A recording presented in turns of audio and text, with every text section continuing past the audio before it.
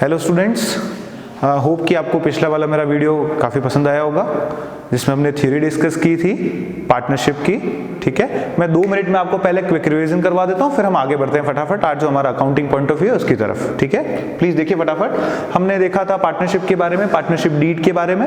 ठीक है, अब in the absence of partnership deed क्या होता है वो सारे प्रोविजन हमने लास्ट में लिखे थे। एक बार मैं जल्दी से 2 मिनट में आपको क्विक रिकैप इसका करवा देता हूँ। In the absence of partnership deed, firm will not allow any IOC, interest on capital, firm नहीं देगी चाहे पार्टनर कितना भी डिमांड कर ले।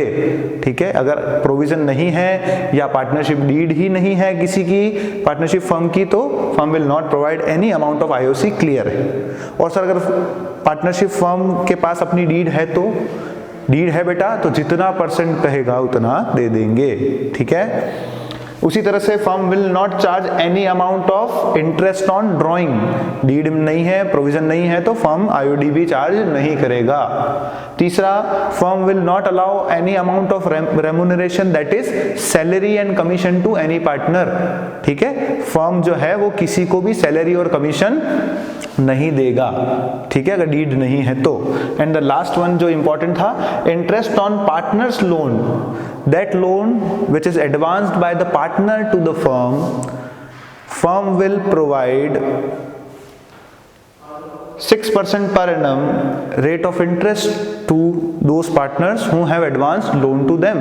Yes, जिस पार्टनर ने लोन दिया है फर्म को, अगर पार्टनरशिप डीड नहीं है तो भी आपको, फर्म को, पार्टनर को कम से कम फिक्स रेट पर 6% पर एनम की रेट से क्या देना होगा? Interest on partners loan. Firm देगी पार्टनर को। बच्चों एक छोटी सी बात साथ में बताता चलूं, वैसे अकाउंटिंग के पर्पज से जब हम देखेंगे तो फर्म अलग है, पार्टनर अलग है। ठीक है, जब हम अकाउंटिंग करते हैं तब। ठीक है, लेकिन अगर अपन लीगल एस्पेक्ट से देखेंगे तो फर्म और पार्टनर जो है वो सेम एंटिटी, उन दोनों को आप अलग नहीं कर सकते।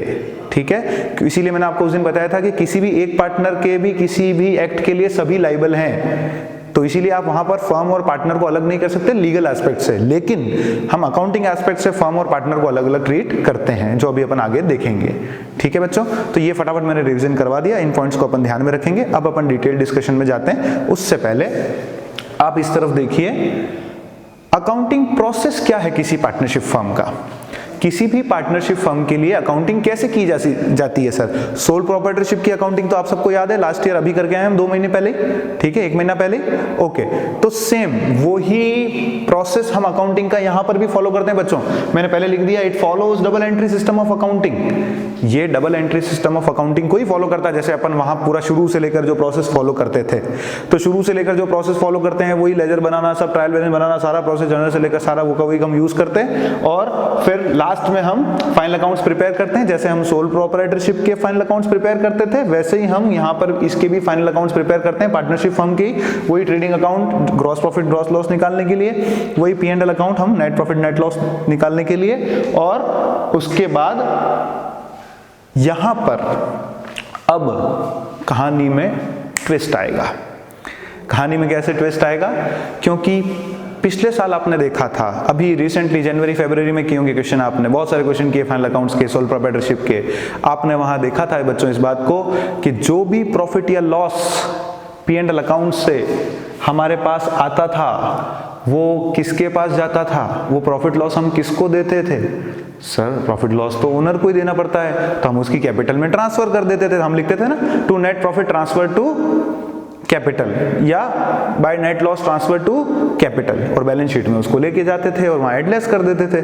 ठीक है, पर यहां पर दिक्कत यह है बच्चों कि P&L अकाउंट आपने बनाया, फॉर एग्जांपल नेट प्रॉफिट आ गया, तो अब इस नेट प्रॉफिट को कौन लेके जाएगा? सर सारे पार्टनर लेके जाएंगे। किस रेशियो में लेकर जाएंगे? सर आपने कहा तो था, आपने ये कहा तो था कि ये जो पार्टनर्स हैं ये अपने प्रॉफिट शेयरिंग रेशियो में लेकर जाएंगे। हाँ बिल्कुल, प्रॉफिट शेयरिंग रेशियो में लेकर जाएंगे। ठीक है, तो दे दो सर, क्या प्रॉब्लम है? ठीक है, लेकिन नहीं, यहां थोड़ा चेंज होगा अकाउंटिंग प्रोसेस में। P&L अकाउंट बनने के बाद बच्चों सीधा बैलेंस शीट नहीं बन सकती या सीधा कैपिटल पे अपन जंप नहीं कर सकते। अभी भी कुछ चीजों का लेन देन बाकी रह गया है। प्रॉफिट जो है वो डायरेक्टली पार्टनर्स को नहीं दिया जा सकता उनके प्रॉफिट शेयरिंग रेशियो में, उससे पहले कुछ चीजों का लेन देन करना बाकी है बच्चों। कुछ चीजों का लेन देन पार्टनर्स के आपस में अभी करना बाकी है, जो प्रॉफिट में से ही किया जाएगा। उस प्रॉफिट के अमाउंट में से कुछ लेन देन होगा और उन चीजों के डिस्ट्रीब्यूशन के बाद जो प्रॉफिट बचेगा वो कैपिटल अकाउंट में जाएगा, वो पार्टनर की कैपिटल में ट्रांसफर किया जाएगा। डायरेक्ट हम यहां पर पार्टनर की कैपिटल में सीधा प्रॉफिट या प्रॉफिट नेट प्रॉफिट ट्रांसफर नहीं करते, बीच में कुछ काम करना बाकी है। ठीक है सर, वो काम क्या है? जैसे अभी आपने यहां पर 2-3 चीजों को देखा। पार्टनर की सैलरी देनी, अगर पार्टनरशिप डीड में लिखा हुआ है तो पार्टनर को सैलरी देनी होगी। ठीक है, अगर पार्टनरशिप डीड में लिखा है तो पार्टनर्स को इंटरेस्ट ऑन कैपिटल देना होगा। ठीक है, अगर पार्टनरशिप डीड में लिखा है किसी को सैलरी या कमीशन देना तो उसको देना होगा। तो ये पार्टनर को ये जो चीजें देनी है ना, salary, commission, interest on capital, आपका कोई दूसरी चीज हो गई, आपका इंटरेस्ट ऑन कैपिटल हो गया, आईओसी हो गया।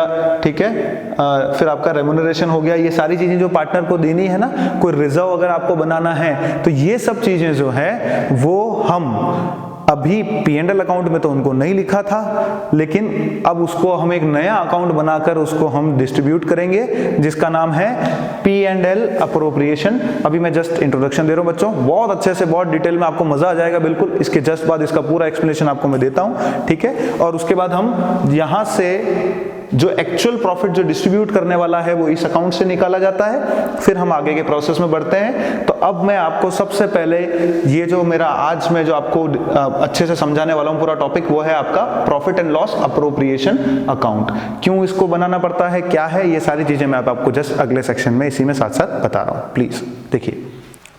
यस स्टूडेंट्स, तो हम अभी जब रिवीजन कर रहे थे मैंने एक चीज लिखना भूल गया था, अब उसको ध्यान में देख लीजिएगा। रिवीजन में सारे पॉइंट तो लिख लिए थे। अगर पार्टनरशिप डीड नहीं है तो पीएसआर जो होगा वो इक्वल होगा, प्रॉफिट शेयरिंग रेशियो क्या रहेगा फिर, इक्वल, है ना। वो पहले अपन ने डिस्कस किया हुआ है, आप चेक कर लेना उधर। ठीक है, ओके।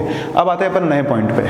हमने कहा कि अगर पार्टनरशिप फर्म है, अगर एक पार्टनरशिप फर्म है तो वो P&L अकाउंट बनाने के बाद सीधा उस प्रॉफिट लॉस को ट्रांसफर नहीं कर सकती। कहां पर? आपके पार्टनर की कैपिटल में, ओनर की कैपिटल में नहीं कर सकते ऐसा। ठीक है, इसके बारे में भी कभी मैं डिटेल डिस्कशन करूंगा कि ये प्रॉफिट कैपिटल में क्यों गया। बहुत बच्चों के, मुझे पता है कि आप लोगों के 11th के कंसेप्ट इतने अच्छे नहीं होते हैं। हम लोग सिर्फ न्यूमेरिकल करने पे ध्यान देते हैं, कंसेप्ट हम समझते नहीं और बड़ी प्रॉब्लम हो जाती है। ठीक है, अगर मैं क्वेश्चन आप में से बहुत लोगों को पूछूं कि कैपिटल में क्यों डाला आपने प्रॉफिट को, आप 11th क्लास में जो नेट प्रॉफिट आता था या लॉस आता था वो कैपिटल में ऐड या लेस क्यों करते थे, तो हम में से बहुत लोगों को इसका बहुत अच्छा आंसर नहीं आता है। चलो अभी अपन इसको ज्यादा लंबा नहीं करते और मैं आपको डिस्कस करूंगा इसको फिर क्वेश्चन कराते हुए कभी। ठीक है, अभी अपन थोड़ी थियरी पे थोड़ा बच रहा है, इसको फटाफट ले लेते हैं। ओके, तो हमने ये कहा कि सर हमको P&L अकाउंट के बाद सीधा हम उस प्रॉफिट को ट्रांसफर नहीं कर सकते क्योंकि अभी कुछ लेन देन होने पार्टनर्स के बीच में, बाकी फर्म और पार्टनर के बीच में। ठीक है, तो उनको करने के लिए अपने को एक नया अकाउंट बनाना पड़ेगा जिसका नाम क्या है, P&L अप्रोप्रिएशन अकाउंट। क्या नाम है उसका? P&L appropriation account. जो मैंने यहां लिख दिया है उसका heading P&L appropriation account, profit and loss appropriation. इस अप्रोप्रिएशन वर्ड का मतलब क्या होता है? डिस्ट्रीब्यूशन। अप्रोप्रिएशन वर्ड का मतलब क्या है? डिस्ट्रीब्यूशन, मतलब प्रॉफिट को डिस्ट्रीब्यूट करने का एक अकाउंट। प्रॉफिट को डिस्ट्रीब्यूट करने का अकाउंट। प्रॉफिट को डिस्ट्रीब्यूट करने का अकाउंट अगर बन रहा है बच्चों तो एक बात क्लियर है, प्रॉफिट आ चुका है। और अगर प्रॉफिट आ चुका है मतलब P&L अकाउंट ऑलरेडी हमारा बन चुका है। ठीक है, मैं इस अकाउंट का फॉर्मेट और इसके कंसेप्ट्स को और एंट्रीज को बताऊं उससे पहले 5 मिनट मेरे साथ बहुत important concept, charge against profit और अप्रोप्रिएशन ऑफ प्रॉफिट, अगर ये आप समझ गए यहाँ पे तो आने वाले 5-7 न्यूमेरिकल आप बड़े इजीली कर लेंगे बेटा। और इससे रिलेटेड हर न्यूमेरिकल में जो टिपिकल न्यूमेरिकल्स होते हैं, जो बहुत ट्रिकी न्यूमेरिकल्स होते हैं, उन न्यूमेरिकल्स में जो फंसाने वाले पॉइंट्स होते हैं वो इससे रिलेटेड बहुत मिलते हैं। ठीक है, बच्चा बहुत गलती करता है, कॉमन गलती। हम 2 मिनट 5 मिनट इसको जल्दी से शुरू में अच्छे से बच्चों समझ लेते हैं, फिर अपन फॉर्मेट की तरफ और आगे अपने प्रोसेस की तरफ चलते हैं। तो P&L अप्रोप्रिएशन का कंसेप्ट मैं आपको बता रहा हूं, लेकिन P&L अप्रोप्रिएशन के कंसेप्ट से पहले मैं आपको 2 चीजें अच्छे से समझाना चाहता हूं। बहुत सारे बच्चे जो मेरे से पढ़े हुए 11th, मैंने उनको कहा था कि मैं आपको 12th क्लास के शुरू की फर्स्ट या सेकंड लेक्चर में आपको चार्ज अगेंस्ट प्रॉफिट और अप्रोप्रिएशन ऑफ प्रॉफिट का मीनिंग पूछूंगा, जो पिछले साल आपने रिजर्व एंड प्रोविजन वाले चैप्टर में उसमें हमने देखा था उसका। ठीक है, मैंने वहां समझाया हुआ है। तो ठीक है, जो बच्चे मुझे YouTube के थ्रू मेरे साथ अभी जुड़ रहे हैं वो अभी आज ध्यान से देखें। चार्ज अगेंस्ट प्रॉफिट और अप्रोप्रिएशन ऑफ प्रॉफिट का मतलब क्या होता है। ठीक है, मैंने यहाँ लिख दिया है, आपके नोट्स के लिए काम आ जाएगा, सारी बुक्स वगैरह में भी अवेलेबल है। चार्ज अगेंस्ट प्रॉफिट का मतलब वो होता है बेटा, it indicates expenses to be deducted from revenue for calculation of profit and loss. ये वो सारे आइटम्स हैं, ये वो सारे एक्सपेंसेस हैं जो कि हम डिडक्ट करते हैं किससे, रेवेन्यू से, है ना, या ग्रॉस प्रॉफिट अगर कह लें हम उसको हमारे उस अकाउंट की भाषा में उधर, ठीक है। तो हमारे रेवेन्यू में से, स्पेसिफिकली रेवेन्यू में से फर्म के जितने भी एक्सपेंसेस हम डिडक्ट करते हैं ताकि हम क्या कैलकुलेट कर पाएं, प्रॉफिट या लॉस, वो सारे आइटम क्या कहलाते हैं, चार्ज अगेंस्ट प्रॉफिट।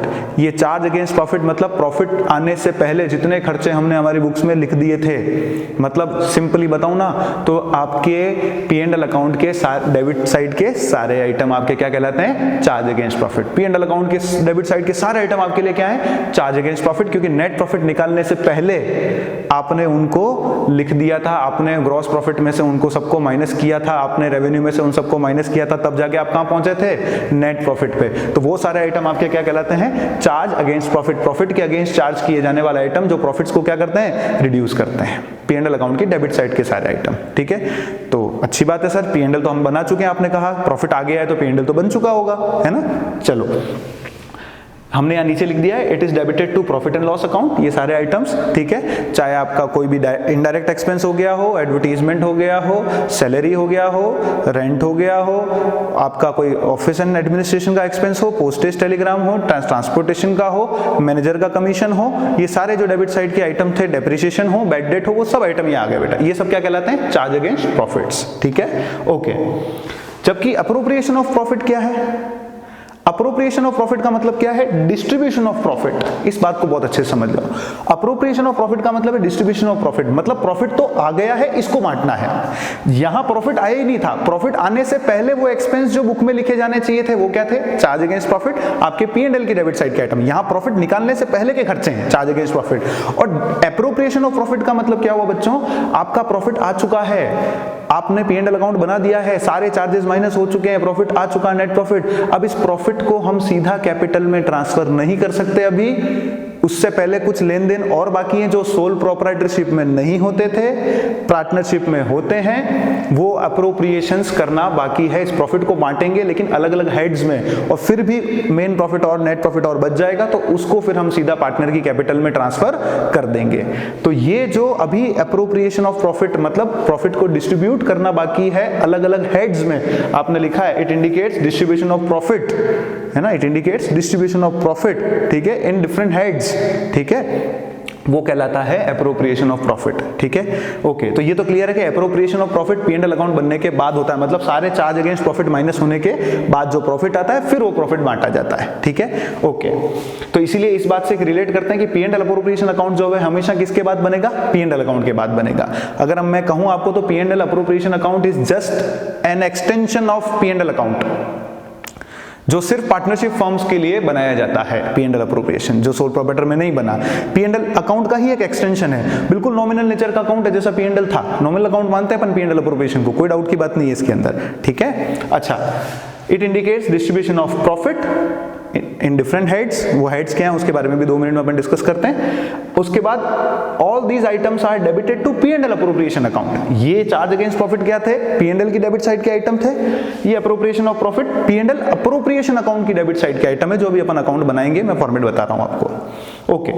फिर एक और इंपॉर्टेंट चीज मैं आपको बताता चलूं, उससे पहले अप्रोप्रिएशंस क्या मैं बता देता हूं। देखो, पार्टनर को प्रॉफिट आ गया, प्रॉफिट आने के बाद अगर पार्टनरशिप डीड में लिखा हुआ था तो पार्टनर को सैलरी देना है, पार्टनर को कमीशन देना है, पार्टनर को इंटरेस्ट ऑन कैपिटल देना है, ठीक है, इंटरेस्ट ऑन ड्राइंग उससे लेना है, ठीक है। ये सारी चीजें, पार्टनर की सैलरी, पार्टनर का कमीशन, पार्टनर का इंटरेस्ट ऑन कैपिटल, पार्टनर से लिया जाने वाला इंटरेस्ट ऑन ड्राइंग, ये सारी चीजें जो है वो हम तभी इनका ट्रीटमेंट करते हैं, एक तो तभी दे सकते हैं या ले सकते हैं जब पार्टनरशिप डीड में लिखा हो। पहली बात, अगर लिखा है तो इनका ट्रीटमेंट, इनका एडजस्टमेंट कब होता है, प्रॉफिट आने के बाद, मतलब P&L अकाउंट बनने के बाद। तो इसीलिए P&L अकाउंट बनने के बाद प्रॉफिट आता है तो सबसे पहले हम देखते हैं, अच्छा प्रॉफिट आ गया, अब देखो डीड में किसी को सैलरी देनी है क्या, तो इस प्रॉफिट में से दे दो, ठीक है, किसी को कमीशन देना है क्या, इस प्रॉफिट में से दे दो, किसी को आईओसी देना है क्या, इस प्रॉफिट में से दे दो, ठीक है, आईओडी लेना है तो ले लो और प्रॉफिट बढ़ा लो फर्म का, पार्टनर से ले लो वापस, ठीक है। अच्छा, ये सब काम अपन किस में से कर रहे हैं, प्रॉफिट में से। ये ही पॉइंट है बच्चों, ठीक है। पार्टनर को सैलरी हम प्रॉफिट आने से पहले नहीं दे सकते। पार्टनर का कमीशन हम प्रॉफिट आने से पहले नहीं दे सकते। उसकी शर्त यही है, पार्टनर को सैलरी देनी है, पार्टनर को कमीशन देना है, पार्टनर को आईओसी देना है। उसकी शर्त यही है कि ये तभी दिया जाएगा जब फर्म को क्या होंगे, प्रॉफिट। और प्रॉफिट में से पहले आपके सैलरी का पैसा निकाल देंगे, आपके कमीशन का पैसा निकाल देंगे, आपके आईओसी का पैसा निकाल देंगे, ठीक है। उसके बाद अगर कोई प्रॉफिट बचा तो वो कहाँ डाल देंगे, आपकी कैपिटल में, ठीक है। तो यही अंतर है बेटा। इसीलिए पार्टनर की सैलरी हम P&L अकाउंट में कभी नहीं दे सकते। क्यों नहीं दे सकते? क्योंकि अगर आप उसको P&L अकाउंट में दे देते तो फिर वो क्या हो जाता आपका, चार्ज अगेंस्ट प्रॉफिट। एम्प्लॉय को सैलरी देनी होती है अपने को किससे, P&L अकाउंट से। लेकिन पार्टनर की सैलरी P&L अकाउंट से नहीं दी जाती। पार्टनर की सैलरी क्यों नहीं दी जा सकती सर? इसलिए नहीं दी जा सकती बच्चों, क्योंकि वो चार्ज अगेंस्ट प्रॉफिट नहीं है, वो कंडीशनल है। पार्टनर को सैलरी तभी मिलेगी जब प्रॉफिट होगा, ठीक है। लेकिन किसी एम्प्लॉय को सैलरी तभी मिलेगी जब फर्म को प्रॉफिट होगा। क्या आपको लॉस हो रहा हो तो आप ये कह सकते हो कि किसी एम्प्लॉय को मैं सैलरी नहीं दूंगा? उस एम्प्लॉय को कह दो कि भैया इस बार तो मुझे लॉस हुआ है बेटा, मैं तो आपको सैलरी कैसे दूं, अगले साल देखेंगे अपन या नेक्स्ट मंथ देखेंगे, ऐसा कह सकते हैं? नहीं कह सकते हैं। आपके लैंडलॉर्ड को आप रेंट देते वक्त ये कह सकते हो साहब इस बार तो मेरे को लॉस हो गया, अब आप भुगतो इसको, मैं तो कोई रेंट नहीं दे रहा आपको, ऐसे बोल सकते हो? नहीं, उसको कोई फर्क नहीं पड़ता, ठीक है। और अगर आपको ऑलरेडी लॉस है, जैसे फॉर एग्जांपल ट्रेडिंग अकाउंट बनाते वक्त ही आपको लॉस आ गया, तो क्या उस केस में आप कोई खर्चा लिखोगे ही नहीं बुक्स में कि और मेरे लॉस बढ़ जाएंगे, P&L अकाउंट में और कुछ लिख दूंगा तो? नहीं, वो सब अपने को लिखना ही लिखना होता है। वो सारे एक्सपेंसेस आपको देने ही देने होते हैं, चाहे प्रॉफिट हो चाहे लॉस हो, कुछ भी हो वो आपको लिखना ही पड़ेगा। चाहे उससे आपका लॉस बढ़ जाए, चाहे उससे आपका प्रॉफिट कम हो जाए, उसमें से आप किसी चीज को स्किप नहीं कर सकते। वो इस कंडीशन पे डिपेंड नहीं करते बच्चों कि फर्म को फायदा होगा या नुकसान, जबकि उन सबको हम खुद लिख देते हैं, उसके बाद देखते हैं कि फर्म को फायदा हुआ है या नुकसान, जो कि P&L अकाउंट बनाते वक्त जैसा हम करते हैं, ठीक है। तो वहां पर एम्प्लॉय की सैलरी आप कंडीशन पे नहीं दे सकते कि फर्म को प्रॉफिट होगा तो, लेकिन पार्टनर जो है वो ओनर है बच्चों बिजनेस का, तो वो पहले सैलरी नहीं ले सकता, वो सैलरी तभी लेगा जब फर्म को क्या होगा, प्रॉफिट होगा। इसीलिए ये जो पार्टनर्स को देने वाली चीजें देना बाकी हैं, ये तभी दी जाती हैं जब फर्म को प्रॉफिट होता है। और इन्हीं चीजों को देने के लिए हमको एक नया अकाउंट बनाना पड़ता है P&L अकाउंट के बाद, जिसका नाम क्या है, P&L अप्रोप्रिएशन। प्रॉफिट का डिस्ट्रीब्यूशन किस नाम से, by the way of partner salary, by the way of partners commission, bye interest on partners capital, ठीक है। ये सब चीजें बेटा, इसीलिए अपने को एक नया अकाउंट बनाना पड़ रहा है, और इसीलिए ये क्या कहला रहे हैं, एप्रोप्रिएशन ऑफ प्रॉफिट। बात मेरी आपको समझ में आ रही है? एप्रोप्रिएशन ऑफ प्रॉफिट मतलब पार्टनर को जो सैलरी देनी, कमीशन देनी है। एप्रोप्रिएशन क्यों कहा?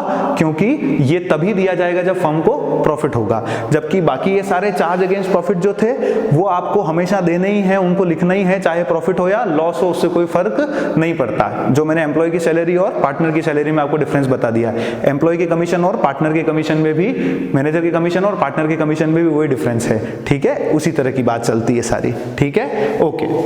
तो उसके बाद यहां अपन ने इसीलिए लिख दिया है, it is necessary to make charges against profit even there is loss. P&L में आप लिखते ही हो, कोई फर्क नहीं पड़ता, लॉस है तो हम क्या रेंट लिखना भूल जाएंगे, हम एडवर्टीज में लिखना भूल जाएंगे या नहीं लिखेंगे? ऐसा नहीं, वो तो लिखेंगे ही लिखेंगे, चाहे हमारे लॉसेस उससे और बढ़ जाए, ठीक है। लेकिन अगर लॉस है बच्चों, अगर लॉस है तो लॉस के केस में फिर हम पार्टनर को सैलरी नहीं देंगे, फिर हम पार्टनर को कमीशन नहीं देंगे, वो मालिक है, वो लॉस के केस में हमसे कुछ नहीं ले सकता, वो एम्प्लॉय थोड़ी है हमारा, तो मालिक है, ठीक है। तो वो मालिक है, इसलिए उसको क्या करेंगे, वो ओनर है, इसलिए वो तभी कोई चीज लेगा जब क्या होगा, प्रॉफिट होगा, ठीक है। तो लॉस के केस में P&L अप्रोप्रिएशन अकाउंट नहीं बनाया जाता। लॉस को तो अपन सीधा कैपिटल से कहां ट्रांसफर कर P&L अकाउंट से लॉस को सीधा कहां ट्रांसफर कर देते हैं, पार्टनर की कैपिटल के अंदर, ठीक है, या करंट अकाउंट के अंदर। इसका कंसेप्ट मैं आगे बताऊंगा आपको, ठीक है। तो यहां पर हमको ये ध्यान रखना है, लॉस के केस में अप्रोप्रिएशन नहीं होता। लॉस है अगर फर्म को तो सैलरी नहीं दोगे पार्टनर को, लॉस है अगर फर्म को तो हम पार्टनर को कोई कमीशन नहीं देंगे, लॉस है अगर फर्म को तो हम कोई इंटरेस्ट ऑन कैपिटल नहीं देंगे, कुछ नहीं करेंगे, ठीक है, ओके। तो लॉस के केस में हम अप्रोप्रिएशन नहीं करते, प्रॉफिट के केस में ही होंगे, प्रॉफिट ही बांटोगे आप बस, ठीक है, नाम बदल जाएगा, प्रॉफिट सैलरी के नाम से जाएगा। तो आई होप कि आपको ये चार्ज अगेंस्ट प्रॉफिट और अप्रोप्रिएशन ऑफ प्रॉफिट का मीनिंग अच्छे से समझ में आ गया। फिर भी कोई डाउट है तो आप कमेंट सेक्शन में मुझे डाल सकते हैं, ठीक है। मेरा नंबर है, आप मुझे व्हाट्सएप पे टेक्स्ट कर सकते हैं, मैं अच्छे से और आपको क्लियर कर दूंगा अगर कोई डाउट आया तो। मेरे हिसाब से मैंने बहुत डिटेल में बता दिया है और अब आपको समझ में आ जाना चाहिए, ठीक है, ओके। बस मैं आपको एक छोटी सी चीज यहां बताता चलूं, मेरी ये सारी बात सुन के आपको एक बात तो पता चल गई होगी कि सर ये जो भी आप जो अप्रोप्रिएशन ऑफ प्रॉफिट की बात कर रहे हो ना, ये सारे पार्टनर से रिलेटेड है। बच्चे रट लेते हैं, अपन तो एक्सपर्ट होते हैं ना रटने में, अकाउंटेंसी रट लो, मजा आ गया, बस ओके सर तो आप तो रटा दो, फॉर्मेट बता दो सर, कहाँ क्या जाएगा, आप इतना इतना क्यों हेडेक ले रहे हो। बेटा वहाँ बोर्ड में क्वेश्चन आता है, इतना टिपिकल आता है, इतना ट्रिकी आता है, तो ये कंसेप्ट नहीं होंगे तो वहाँ कुछ नहीं हो सकता, ठीक है। और हमारी गलती है कि हम अकाउंटेंसी को अच्छी तरह से नहीं पढ़ते बेटा, ठीक है। हम वही रट्टू थेरेपी में लगे रहते हैं, वही क्रैमिंग करना है हमें, ऐसे बेटा अकाउंटेंसी नहीं पढ़ी जा सकती और मैं पढ़ा भी नहीं सकता। और जो पढ़ते हैं वो फिर बाद में रोते हैं, हर चीज़ को रटा दिया जाता है। मैं बहुत सारे लोगों को देखता हूँ, बहुत सारी चीज़ें देखता हूँ, बस सब चीज़ें रटा दो बच्चे को, समझाओ मत। अगर आप समझ लोगे तो आपको कुछ याद नहीं करना पड़ेगा, अपने आप वो विद द फ्लो आपसे होने लग जाएगा। तो कंसेप्ट पे बेटा ध्यान देना पड़ेगा, मैं वही करवा रहा हूँ आपको, ठीक है। ओके, तो चार्ज अगेंस्ट प्रॉफिट, अभी अपन ने देखा कि पार्टनर से रिलेटेड चीजें नॉर्मली चार्ज अगेंस्ट प्रॉफिट ही होती हैं, लेकिन दो चीजों के पार्टनर से रिलेशन रखते हुए भी दो चीजें आपकी, सॉरी मैं आपको अप्रोप्रिएशन, पार्टनर से रिलेटेड सारी चीजें अप्रोप्रिएशन ऑफ प्रॉफिट होती है ना, हम यही बोल रहे थे, पार्टनर की सैलरी कमीशन या अप्रोप्रिएशन ऑफ प्रॉफिट होती है। पर दो चीजें ऐसी हैं बच्चों जो कि आपका पार्टनर से रिलेशन रखते हुए भी वो अप्रोप्रिएशन ऑफ प्रॉफिट नहीं होती है, और वो क्या होती है, चार्ज अगेंस्ट प्रॉफिट। मतलब वो पार्टनर से रिलेशन रखती है, लेकिन फिर उसको भी आप जब दोगे पार्टनर को तो वो चीज P&L अप्रोप्रिएशन अकाउंट में नहीं आएगी और P&L अकाउंट में आएगी, मतलब नेट प्रॉफिट निकालने से पहले आएगी। ऐसी दो चीजें पार्टनर से रिलेटेड क्या है, इंटरेस्ट ऑन पार्टनर्स लोन और rent paid to a partner.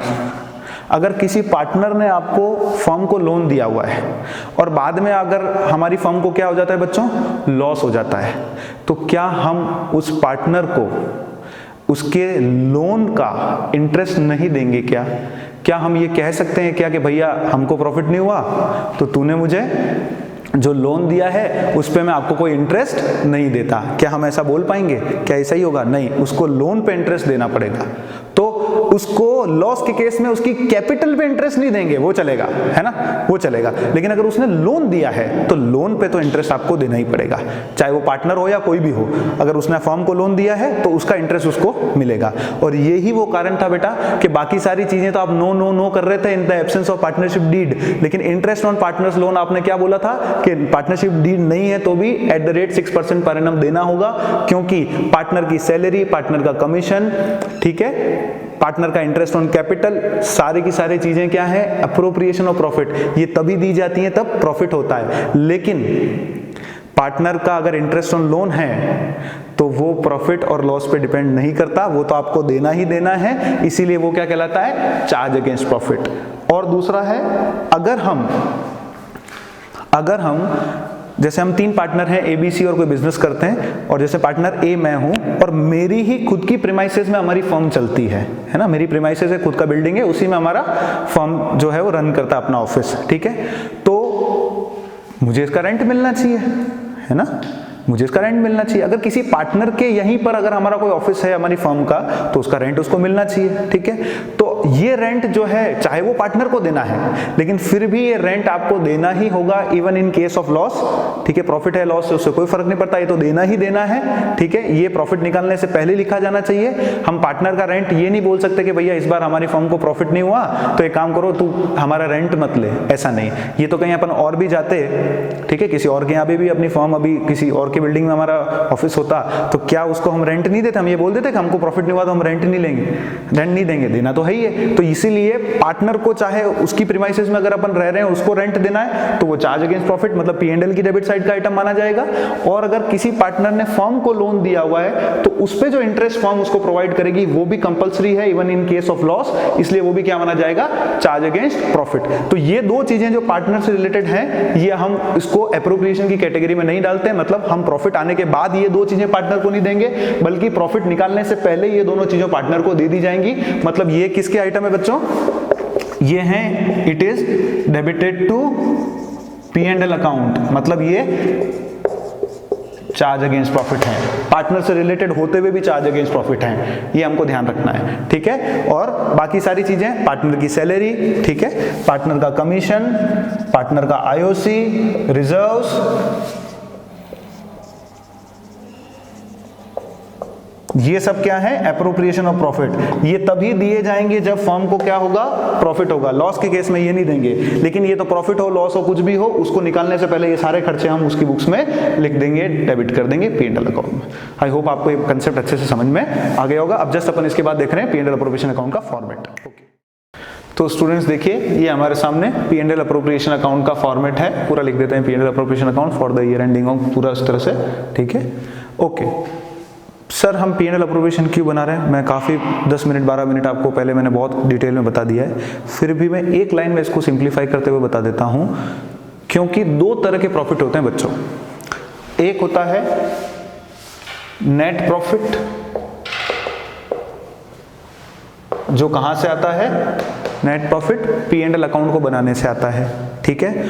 और दूसरा, ये जो नेट प्रॉफिट है, ये पार्टनरशिप के केस में ये वो प्रॉफिट नहीं है जो ये पार्टनर सीधा अपने घर लेके जा सकते हैं, मतलब वो पार्टनर को हम सीधा बांट सकते हैं, ये वो प्रॉफिट नहीं है बच्चों।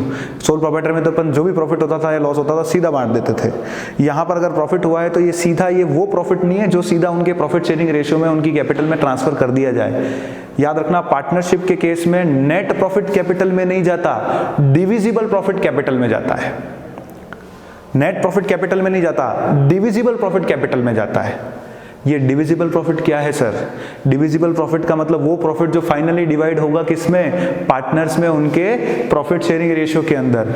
और अपने को ये डिविजिबल प्रॉफिट निकालने के लिए क्या बनाना पड़ रहा है? P and L appropriation account बनाना पड़ रहा है। ये डिविजिबल प्रॉफिट निकालने के लिए हमको क्या बनाना पड़ रहा है? P and L appropriation account बनाना पड़ रहा है, ठीक है। नेट प्रॉफिट जो पी एंड एल से आ चुका है, उसको डिविजिबल प्रॉफिट बनाने के लिए अपन क्या कर रहे हैं? पी एंड एल अप्रोप्रिएशन बना रहे हैं। तो डिविजिबल प्रॉफिट क्यों सर नहीं निकला पहले? नेट प्रॉफिट ही डिविजिबल प्रॉफिट क्यों नहीं था? क्योंकि अभी प्रॉफिट आने के बाद पार्टनर्स को कुछ चीजें लेना देना हमारा बाकी है, वो काम करने के लिए हम यहां पर आए। सर वो काम पी एंड एल से क्यों नहीं हो सकता था? वो काम इसलिए बच्चों पी एंड एल से नहीं हो सकता था क्योंकि वो कंडीशनल था। वो इस कंडीशन पे ही पार्टनर को मिलेगा कि अगर फर्म को प्रॉफिट होगा तो। अगर आप उसको ऑलरेडी पी एंड एल में बिना प्रॉफिट निकालने से पहले ही लिख देते तो हो सकता है आपको लॉस हो जाता, ठीक है। तो फिर उस केस में तो आप, वो तो चार्ज हो जाता, फिर वो अप्रोप्रिएशन नहीं रहता। तो कंडीशन यही है कि प्रॉफिट आने के बाद कुछ चीजें देनी है। कैसे, क्या है, हम यहां देखते हैं। सबसे पहले आप पी एंड एल अकाउंट से अब जो प्रॉफिट है वो कहां ट्रांसफर करेंगे? पी एंड एल अप्रोप्रिएशन में। तो जैसे अपन पहले लिखते थे ना, to net profit transfer to capital, उसकी जगह लिखेंगे अपन to net profit transfer to P and L appropriation. P and L account में ऐसा लिखना पड़ेगा, ठीक है। ओके, तो जो जर्नल एंट्री बनती है वो इस तरह से बन जाती है वहां पर, P and L account D R to P and L appropriation account, ठीक है। एंट्री क्या बन जाती है? P and L account D R to P and L appropriation. मैं एंट्रीज आपको वापस सारी बताऊंगा अभी एक बार। इसके लिए P and L account D R to P and L appropriation, मतलब प्रॉफिट एंड लॉस अकाउंट से वो प्रॉफिट कहां ट्रांसफर हो गया? पी एंड एल अप्रोप्रिएशन से, ठीक है। क्योंकि एक छोटी सी बात समझो बच्चों, ये सैलरी वैलरी पार्टनर को किस में से देनी है? प्रॉफिट में से। अरे तो भैया प्रॉफिट जेब में उस अकाउंट में आएगा तो बांटू ना, कि कैसे बांटू, ठीक है। तो प्रॉफिट में से सैलरी दूंगा ना पार्टनर को, प्रॉफिट में से इसको कमीशन दूंगा ना, प्रॉफिट में से रिजर्व बनाऊंगा ना। तो पहले प्रॉफिट तो लाओ। बच्चे क्या करते हैं? उसको फॉर्मेट रखते तो इधर से याद करना शुरू कर देते हैं। अरे ऐसा क्यों करते हो?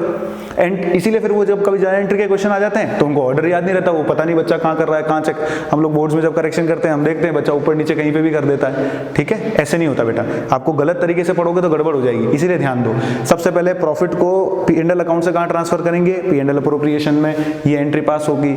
अब जर्नल एंट्री से हम देखें तो पी एंड एल अप्रोप्रिएशन में हमको सबसे पहले क्या डालना पड़ेगा? Net profit. इस अकाउंट में पहले प्रॉफिट आएगा, फिर उसको बांटना शुरू करेंगे, ठीक है। तो अगर इस एंट्री से हम लेजर पोस्टिंग देखें तो ये पोस्टिंग हो जाता है इसका bye P and L account, bracket में नेट प्रॉफिट। यहाँ सीधा बाय नेट प्रॉफिट नहीं लिखना है क्योंकि नेट प्रॉफिट ट्रांसफर हुआ है, लेकिन किस अकाउंट से हुआ है? पी एंड एल से। तो एंट्री में जो हम यहाँ net profit account D R to P and L appropriation नहीं करते हैं, हम P and L account D R to P and L appropriation करते हैं।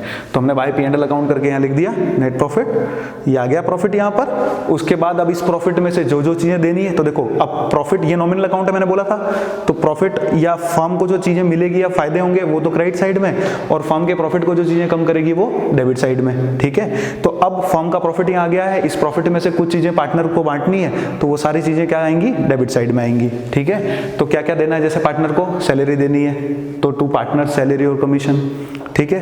पार्टनर को इंटरेस्ट ऑन कैपिटल देना है तो इस प्रॉफिट में से इंटरेस्ट ऑन कैपिटल दे दो, ठीक है। हमको रिजर्व्स बनाने हैं, ठीक है। रिजर्व क्या होता है? A part of profit, profit में से ही बनता है, तो रिजर्व भी अप्रोप्रिएशन होता है, तो टू रिजर्व्स, ठीक है। उसके बाद अगर हमको पार्टनर से आईओडी चार्ज करना है तो देखो ड्राइंग किसने की, पार्टनर ने, तो इंटरेस्ट कौन किसको देगा सर, पार्टनर देगा फर्म को। अगर पार्टनर फर्म को इंटरेस्ट देगा तो फर्म को ये इंटरेस्ट मिलेगा, फर्म को मिलेगा तो फर्म के प्रॉफिट्स बढ़ेंगे, इसलिए P&L अप्रोप्रिएशन अकाउंट की क्रेडिट साइड में, क्योंकि प्रॉफिट को बढ़ा रहा है, ठीक है, तो क्रेडिट साइड में आया bye interest on partners drawing, यहाँ वो अमाउंट आ जाएगा, ठीक है। फिर क्रेडिट साइड की टोटल में से डेबिट साइड की टोटल माइनस की जाएगी, ठीक है, और जो भी बैलेंसिंग फिगर होगा क्रेडिट में से डेबिट, मतलब जो प्रॉफिट और आईओडी को प्लस करने के बाद जो अमाउंट आया उसमें से ये जो चीजें देनी थी as per the instruction of partnership deed, ये तभी दोगे जब पार्टनरशिप डीड में लिखा है और प्रॉफिट हुआ है, ठीक है। तो प्रॉफिट हो गया सर और डीड में भी लिखा है तो ये सब चीजें दे दी और उसके बाद क्रेडिट में से डेबिट माइनस किया। अब जो प्रॉफिट फर्म के पास बच गया, अब जो प्रॉफिट फर्म के पास बच गया वो प्रॉफिट कहां जाएगा, पार्टनर के कैपिटल अकाउंट में या करंट अकाउंट में। करंट अकाउंट क्या है बाद में बताऊंगा, ठीक है, ओके। तो ये जो प्रॉफिट अब आया ना आपका क्रेडिट माइनस डेबिट करके मैंने लिख दिया बैलेंसिंग फिगर, ठीक है, ये प्रॉफिट क्या कहलाया, डिविजिबल प्रॉफिट। मुझे इस नेट प्रॉफिट को क्या बनाना था, डिविजिबल प्रॉफिट, इसलिए इस प्रोसेस को फॉलो किया, वरना तो मैं P&L अकाउंट से ही कैपिटल अकाउंट में चला जाता। अब मेरी बात आपको समझ में आ रही है अच्छे से, ओके। चलिए, तो डिविजिबल प्रॉफिट कैसे आया है, डिविजिबल प्रॉफिट मैंने लिख दिया नीचे balancing figure, credit minus debit किया, जो बच गया वो पार्टनर्स को उनके प्रॉफिट शेयरिंग रेशियो में हम डिस्ट्रीब्यूट कर देंगे, ओके।